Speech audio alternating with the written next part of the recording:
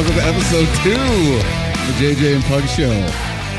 I like it. I got to be honest, man. I really like it. Wow. Kind of like that music a little bit? Yeah, that was good. It was a little different from the last one, but it works. I think a little bit different from just the cold open with the cheesy little Dr. Dre. Yeah, I like it. But that set the tone, though, I think, right? Absolutely did. Should we... There we go. Now we got it. All right. Well, again, welcome back for episode 2. Just wanted to say thank you for everybody that listened to episode 1. Yeah, what we get? 68? 68 downloads, That's baby. right. Woo. That's about 67 more than I thought we would get. Well, let's say 66 more because, you and I were definitely going to be downloading. That's right. So 66. My wife did admit to me that she did not listen to the whole thing. Wow. Yeah, really? I was like, hey, give me all the feedback you can. She's like, yeah, it was really good. And then I find out in a group chat later when she's talking with a friend who also did not listen to the whole thing. Mm-hmm. And her reason was because, quote unquote, sports. Right. How convenient. Yeah. So I said, yeah, I didn't either. I'm like, oh, that's nice. You told me it was really good. And you obviously didn't listen to it. So you got to trap her in the car. See, on the drive to California, I played it. I made the whole family listen to it. See, they couldn't get out. They couldn't turn it down. I made them all listen to it. Made it better. That is one way of going about it. However, I didn't have that opportunity this time. But what you talking about a little bit, man? So last time we were going to talk about, like, I don't know, you ever listen to Bill Simmons' podcast? No. Okay, so he and his buddy, cousin Sal, they always do this thing at the end of the little bits called the Parent Corner, where it's basically like talk about what they did as a parent and what lessons they may have learned. We were going to do that. That's right. Not exactly the Parent Corner, but something similar. And the differences between my position as a dad, where my kids are young, and you, as your kids are teenagers. I've got one that's 16, one that's 15, and a 10-year-old. So yeah, I'm up there, and you're still in the, I'm going to call it infants day, but you're in the beginning of parenting still, and we're the same age. Yeah, single digits for me. All my kids in single digits, all your kids in double digits. And what we talked about was, how old do they need to be to start letting them do cool stuff, right? Yeah. Because that's where I think what was brought up was the cruise. So I just got back from cruise, took the kids, the family. We went for 7 days to Mexican Riviera. It was awesome. We hit Cabo, we hit Mazatlan, and we hit Puerto Vallarta, and it was great. But you said you would never take your kids on a cruise. No. And at this age, I don't blame you. Like, I swear, I would never have done it either. It's just actually, and it's funny is this cruise had a lot of kids on it.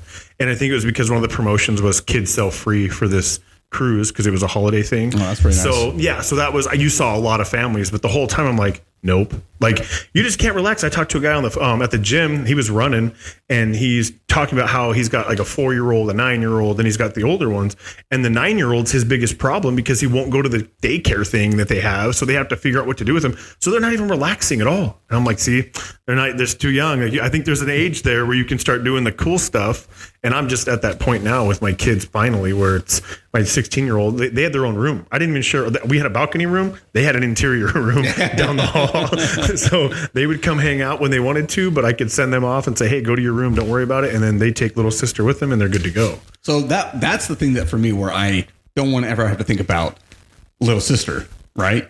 So you were good with that? You were good with it just in the, hey, you guys go out and do your own thing?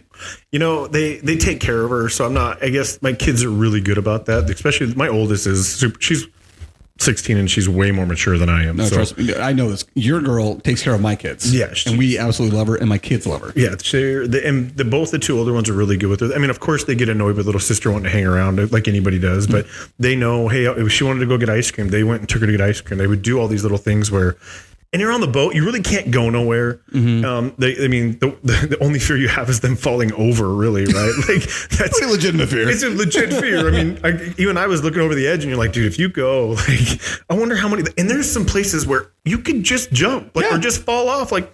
I feel like they maybe it just doesn't happen because so many people are happy to be on a cruise that what are you going to do if you fall in the water? You're stuck there by yourself. But here's the thing, though. When I think about it, is the amount of people that are absolutely blitzed on the cruise. Oh, yeah. Because there's a lot of booze on those things. Yeah. So I never hear about it, but it has to happen. It has to happen. Dude, that's what we talked about was how my wife and I were like, how many people do you think actually fall in? And I'm like, I feel like if it happened enough, we would hear about it more. But maybe it just doesn't. But there are some spots on those lower decks where it's like just a chain. Like, there's just because there's mechanical stuff on the other side. So they got a little chain there. And I'm like, I feel like this would be an easy fall, easy stumble. But, maybe they just get drunk on the top deck. I don't know. But it was definitely something we talked about quite a bit because that you fall in the ocean in the Pacific. I don't care if it's warm or not. Like there was one night we were coming back. It was super windy and it was choppy and it was dark. Like there's no moon. Oh yeah, dude. And I'm like, can you imagine? Like if you were going to commit suicide off a boat, this is not the way to go. Like you're going to survive the fall. And then you're in the middle of the ocean, terrified of what's to come. Like it ain't going to be fast if it happens. No, you know? dude. And it's going to be the slow, painful, cold death. Yeah. Because the Pacific's always cold. I've never been in a part of the Pacific that's, well, no, actually, technically, because that is not the ocean. That's the bay. Isn't that what they call it? Where?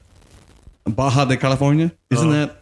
I don't know. I was down. Baja. Yeah, we were down south. You were talking about Puerto Penasco, right? Like that kind of area. So I'm basically saying, like, I've never been in a That's the part Sea of Cortez, I guess. Sea. There you go. It's a sea. Yeah. Because I've never been in a part of the Pacific where I'm not cold. It's always cold. So have you been south to Puerto Vallarta? No. It was warm, and it was nice because it was. I swam in Cabo. We had a beach day, so we went, and my daughter and I went out, and there were fish everywhere. It was really nice to see, and we just walked. Water was not cold at all. It was compared to what you're used to, right? Like, so you go into water in San Diego. One, you can't see anything, and two, you're freezing. You got to David Hasselhoff it in just to get in, right? There's no inching your way in. You've got a lifeguard. You just got to go. Yeah, that's my problem. That's the thing that always holds me back. Because like anytime when we go down to California, which I don't go very often because I'm not a big fan of it. I don't like the crowds. It's always so busy. There is nowhere to park. It's just everything about it just frustrates me and it stresses me out. And by the time I actually get to the beach, I want to leave because there's so many people. I hate it. But let's talk about some other stuff. Okay. First off, shout out Adam Hansen. Happy birthday, dog. I told you I would give you a shout out when the time came. All right. You listened. Happy birthday. Yeah, there you go. You listened, so therefore you do get that shout out. Secondly, I had my sister tell me that when she was listening, she enjoyed it. But one of the things that she suggested is that we give a little bit of explanation on certain things that she doesn't exactly understand. Yeah. Some things I take for granted that I just assume everybody knows, that when a professional team is the worst in their sport, that they will be the ones put to the front of when the next player draft comes up. Okay. That is true in the NFL. The worst team always gets the top pick. Correct. Not true in all the other professional sports. No, isn't it like a draft, like a lottery? Lottery. That's right. what it is, Right. yeah. So each one will get a lottery. Now, the worst of the worst get a better chance in that lottery. They get more ping pong balls in the lottery of getting that first overall pick. So if you did not know that, and this is new to you, well, now you know. So that's one of those things you should know. And another question was asked is how you and I know each other. Because apparently when this hit the social media, everyone's like, whoa, you know this guy. Hey, you know this guy. How do you know these guys? So what I want to tell everybody is JJ and I know each other through the Roths. Yep. And I think I remember the first time. I'm not sure. And remind me, were we sharing a room in Mexico? No, we were in the same hallway because the Kara and Carl had the master, and you guys had the room on the up front, and then we had the room in the back. Oh, so we did have because one of the times, maybe the first time we went, we had to share a room with Garrett Glissmeyer and a girl that he had just met. Like I don't even know. Perfect. So we had they were in bunk beds, right? And then we're in the queen or whatever it was in that room, and go to bed. All right, good night, dudes. Don't know you, but we're in here now. Sleep well. Yeah. So we met down in Mexico on the beach. Good place to meet people. Chalet was, I think, pregnant with your twins. That's when we met. Yeah, she was pregnant with your twins, and we played volleyball, and she was killing it, and she was pregnant with twins. It was crazy, and she had to have been because that had to have been a trip. I don't even know when that would have been. Like I can't. It had to have been 2016. Yeah, and when December is when they were born, so it was like. It was kind of warm, so maybe it was like September before then. So yeah, maybe. Obviously the summer at some point. Yeah, I do know that when she was playing, because I remember the playing. I didn't remember if that was first. I remember when she was playing, being a little bit worried because pregnant with twins, first pregnancy, and it was a tough pregnancy. So I remember being like, "Hey, baby, you take it easy." She's not going to take it easy if people are playing volleyball. She's not. She just doesn't do that. All right, and she killed it. Oh, yeah, she was having a good time. It was fun for her. So how do you know the Roth? So I went to high school with both Kara and Carl, and I've known Carl for longer because he and I went to church with each other before high school started. And then all through high school, actually, no, take it back. Now I think about it. I think that I've actually known them both the same because me and Kara went to junior high together as well. We knew of each other, but we weren't tight friends like we were when we got to high school. Right. And then, when they got married, stayed friends with them.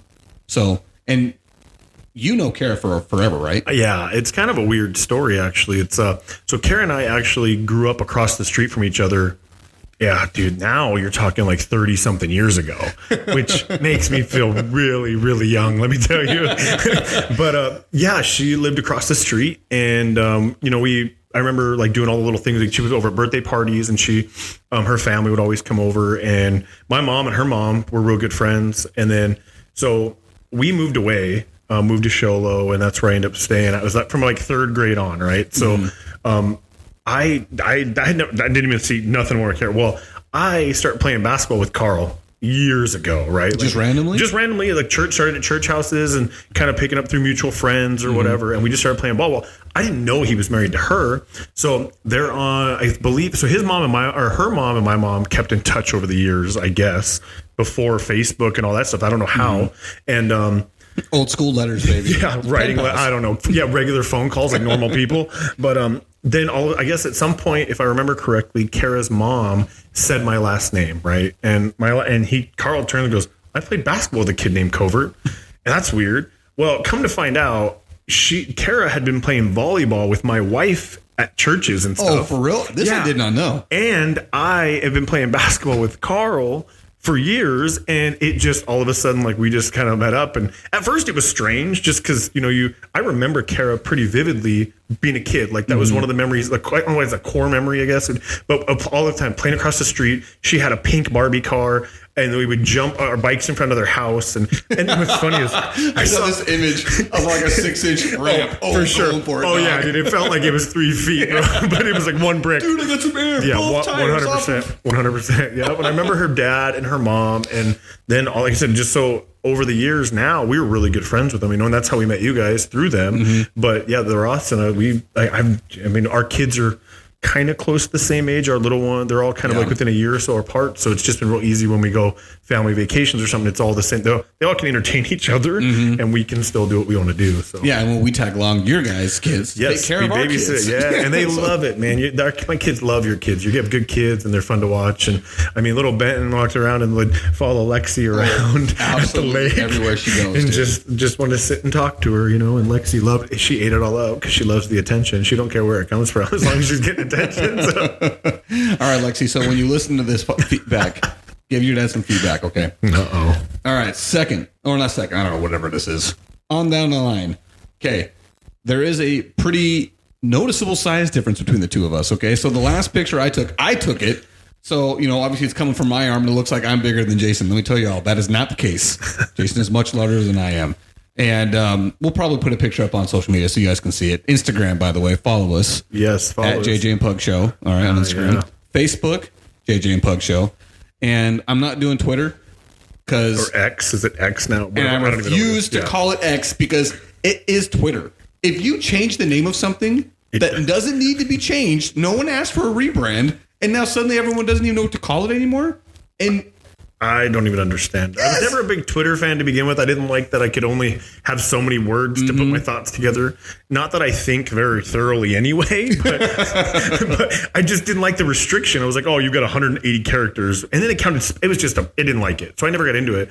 And then have you seen this new Instagram Threads thing? Yeah, right? It's the same stupid thing. Same stupid thing. And it's like, it's just not, I don't know. I'm just not into it. Yeah, those two types of social media, I'm not really into it. Now, I do have a Twitter account. Notice I am not calling it X. I refuse to. Come on, Elon, get your crap together here. I do have one, but it's mostly just I got it like in action. Okay, so going back to cruises, they're awesome. They're super fun. First cruise I ever went on was in March, mid-March of 2020. Everybody, and if you are following on the calendar, yes, COVID did shut the world down while I was on a boat in the Caribbean. Best time ever. According to my wife, yes. She's like, oh, we get another 2 days on this boat? Everything's included? Oh, right. For me, I'm stressed out. I'm like, we're not getting on this boat. We're never going to get out this. We're going to be stuck in the bay, looking out at, Miami or wherever, 5 miles off the coast because someone on our ship got the dreaded bug. And we're going to be stuck here for 2 weeks because that was the stories that were coming out of San Francisco. Yeah. I remember that. I was like, oh, man, that can't happen to us because I'd never been on a cruise before, and I certainly wasn't going to cancel it. Did you ever once think I'll swim it? Like, I'm jumping. If I get stuck here, I'm swimming. I can make it. Dude, we just talked about jumping off a boat, man. We did just talk about that. And no one going to stop you if you're sitting there. I mean, it had to cross your mind at one point, right? Because you weren't that far out, no, right? Okay, so listen to this. Our cruise started in San Juan, Puerto Rico. and we did our cruise. And then it was supposed to end there, and we were supposed to fly home from there. I woke up in the morning, and a cruise will dock super early in the morning. So when you wake up, it's time to get off the boat. And I remember getting up and being like, okay, I'm going to get some breakfast. We should be docked. We should be ready to get off the boat within an hour. And I get up and I say, like, we're like 10 miles off the coast here. Why aren't we docked here? Are we going to get here or what? And all day long, this is when I decided I'm going to download Twitter, because I was refresh. Oh. What news? And apparently 2 reported cases of COVID had been confirmed in Puerto Rico the night before we were supposed to dock. In the country or the state, whatever it's called territory. now. Right, the territory, yes. The whole territory. So the governor says, nope, all ports stopped. The entire island was shut down to anybody coming in. So we were stuck. And I guess all day long, the captain or whatever with the company, whoever was trying to get them to let us off the boat, or at least trying to find a place for us to go. Finally, they did. And you know what Florida was all about? Come on, baby. Come on. Spring Bring it break. open. Totally fine. Dude, so yeah, we showed up in Florida 2 days later, and that's where we had to go home from. But even that was crazy because they kept canceling flights all day long. Our flight was like late in the afternoon, and every flight got canceled. And for whatever reason, maybe like I don't know, some pilot started coughing at the wrong time, or maybe a stewardess sneezed at the wrong moment. Things like that. So they just kept canceling flights. And so our flight coming back to Phoenix, we had the Griffin twins, the linebacker and the cornerback. Yeah. We had the Griffin twins on our flight because their flights got canceled, and they just needed to find something because there was apparently some training facility here in Phoenix they needed to get to for the off season. There was a couple of baseball players coming for spring training because spring training in Florida was getting shut down. So they needed to go to, again, this place over here to get trained. It was crazy the amount of professional athletes we had on this flight, on a Southwest flight, by the way. I'm not talking about a nice airline. We're talking budget airline. But our flight kept getting delayed, and we didn't end up taking off until 4, and I think it was a 1 o'clock flight. I don't think planes have ever recovered since the COVID thing. Yeah. Because I feel like people get delayed or canceled. I've been a part of that. When I flew to Dallas to watch Dallas play the Cardinals and lose, and we won't, let's not talk about Dallas right now. Okay? Not right now. Not yet. But we'll get into that terrible thing. But our plane was supposed to leave at 7 o'clock. And we didn't get out. We had to stay in Phoenix. They kept delaying me just long enough where I couldn't go home. Mm-hmm. So we sat at the airport, and I got to Dallas at 11 o'clock at night. My flight was at 7 a.m. in Phoenix. Oh my God. We stayed, my kids' first time flying. They're so excited. And we made it into Denver real quick and then shot down to to Dallas. And it was like, oh my gosh, dude, like what is going on? But since then, though, even then, like you look at all this stuff on, like I don't think that it's really recovered, or they just don't care. I think it's more the recovery thing. I don't know what's happened, but you're right. I mean, it's been 4 years now, almost coming up in 2 months. It'll be 4 years. It's enough time. Yeah. Okay, we need to recover, and we need to figure these things out because I don't think I've been on an on-time flight since, and I've gone on quite a few flights since then, and I don't think a single one of them's been on time. Okay, so let's get into it, man. All right, so this past weekend, you were gone all week, disconnected from the world. Completely disconnected. So I want to say this. Thank you, Matt Prater. You, my friend, are a great kicker. Historic. Strongest leg I've ever seen. Consistency. Absolutely amazing Cardinal. And you solidified yourself as an amazing Cardinal that should never be forgotten because when the game was on the line and the Cardinals could have won and beat the Seahawks, which would have done nothing but screw us in the draft. Because again, as I remind you, if we win more games, the further down the draft order we get. Lose more games, closer to the top you are. There is a player out there I have my heart set upon. Now, at the 4th overall draft pick. Oh, which, by the way, Matt Prater, thank you. You missed two game-winning field goals that you never missed all season long. And we were able to secure the number 4 overall draft pick. Okay, is that where we ended up? Number 4. Oh, wow. Number 4. So there is a player, Marvin Harrison Jr. Ohio State. Yeah. I want this guy. I think he could be the next Larry Fitzgerald. Okay, I got to stop real quick because this is relevant to Marvin Harrison Jr. I'm on an elevator. This kid walks in. He's with these girls, right? And this kid, he's dressed like he comes from some kind of money, right? Mm-hmm. Real nice shoes. His hair is braided really nice, cornrowed. The kid looks good, right? Mm-hmm. Tells these girls that his dad is Marvin Harrison. Oh, listen, and I'm like, on a Royal Caribbean cruise, bro. Like, I'm sitting in the elevator, like I don't know, like, do I say anything? I'm like, because I know he has a son playing pro. I'm like, wait, I want to say something. I'm looking at my wife, and my wife has no idea what's going on. I'm sitting here. And I'm like, there's no way. But I'm like, I don't want to kill this kid's vibe, dude. Like, dude, I hope that guy got away with it. Dude, I saw him the rest of the week, and I never asked him because I was like, no, I don't want to make him feel bad, right? Like, what kind of wingman would I be if I stepped in and was like, I'm like, bro, that ain't your dad. But he was and they were blown away. They were Googling his dad, or his dad, right? With air quotes there. They were like, no way. And I'm like dude, I mean, I guess, but it was more of like, I'm like, dude, his other son. He was probably 12. Oh, okay, he was young, right? Like he was young enough to where that makes him even better. Exactly. I'm like, this kid has got it going on at his age, dude. Like, and these girls were eating it all up, dude. Like, and every time I saw him, I kept looking. I'm like, okay, those are nice shoes. Like, those are some legit Nike Jordans got on, dude. Like, maybe, but I'm like, there's no way. Like, I just can't believe that you would be on this Royal Caribbean family cruise. Who he was with? No, never saw him with anybody else. I just saw him. He was always with the girl, like in the kid area and whatnot, which was fine. But I was dying. I was in the elevator, and I'm like, well, they get out, and my wife said, what? I was like, there's no way. That kid just said what he said. She didn't understand it fully because of that, the athlete thing. But I'm like, dude, his dad, the dad, quote unquote, is a Hall of Fame receiver who won multiple Super Bowls with the St. Louis Rams. Yeah, like no. I said St. Louis Rams, Indianapolis Colts. Sorry, I'm getting my different eras mixed up here. But I'm like, I was just blown away, dude. I'm like, there's just. But again, what am I supposed to do? Tell the guy no? I'm like, good for you, bro. Yeah, play up. Don't hate the player, hate the game. Exactly. I'm like, he's getting after it. I mean, at most he was 14, but I'm like, dude, I wanted to say, really, where's your brother play at? And just see what he said, right? Because then I would know immediately if he knew. But I was like, no, I'm just gonna let him have this moment. And I told my girls, I was like, hey, if anybody ever tells you their dad's a football player, you tell me who the dad is. I'll figure it out before you even leave that conversation, because there's no way. And it could be like, hey, this guy plays for the Canadian Football League. In which case, you know what? Yeah, believable. Yeah, fine, totally good. But when you say Marvin Harris, I'm like, wait a minute. Hall of Famer? Yeah, I'm like, hold on. But all right. Anyway, sidetrack. Yes. Sorry. Marvin Harrison Jr. I want him to get drafted by the Cardinals because, again, if you know anything about the Cardinals, the shiniest part of their history is number 11. Yeah. Larry Fitzgerald could do no wrong, did no wrong, was an amazing player for all, I think, 18 years, 17 or 18 seasons he played for the Cardinals. Never played for another team. Hall of Famer, first ballot choice. Has more, for anybody that doesn't understand this, this is the most astounding statistic I could ever mention when it comes to a receiver. Had more tackles. That means his team threw interceptions or fumbles, and he had to tackle the opposing team who he's a receiver. He doesn't do that. Has more tackles than dropped passes. The guy never dropped a pass. So I could continue to talk about how amazing Larry Fitzgerald is, but I'm not going to. Marvin Harrison Jr., I think, could be that guy. And at number 4, there is no guarantee we get that guy because there are 3 teams ahead of us that could very conceivably pick him. Probably not going to, but very possibly could. We got the Bears.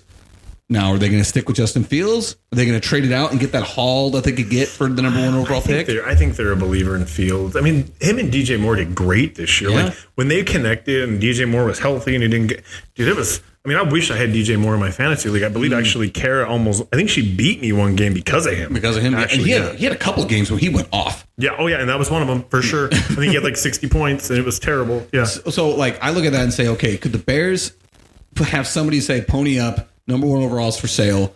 Give us all you got. We'll give it to you. I mean, because everybody says Caleb Williams and Drake May are generational players. I haven't watched enough Drake May, which I said the first time, so I can't say. Yeah. I can say what I've seen of Caleb Williams.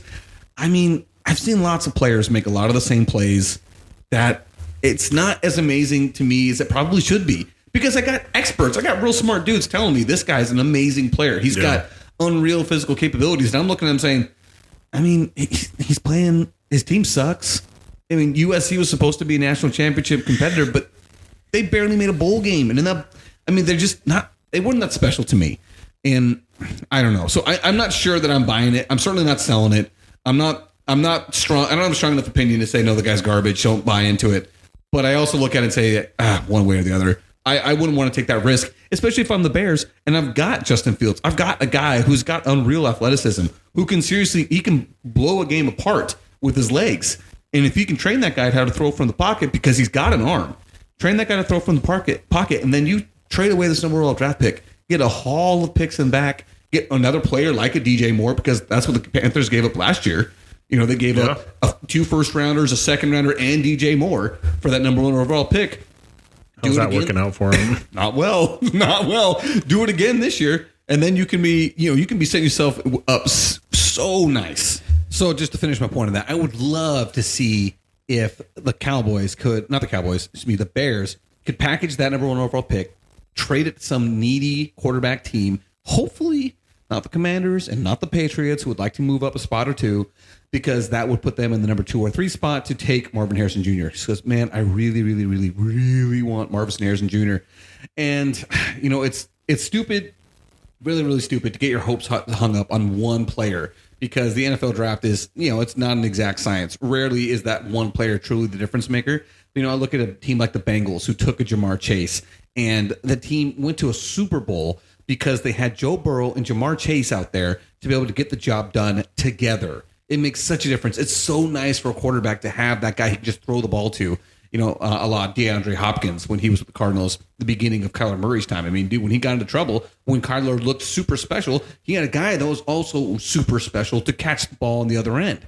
So, again, thank you so much, Matt Prater. I'm disingenuous here. I truly mean it, dude. You've been an amazing Cardinal. I want you back so badly. I've never said that about a kicker in my life, but I'm saying it now, and I mean it now, because you're great.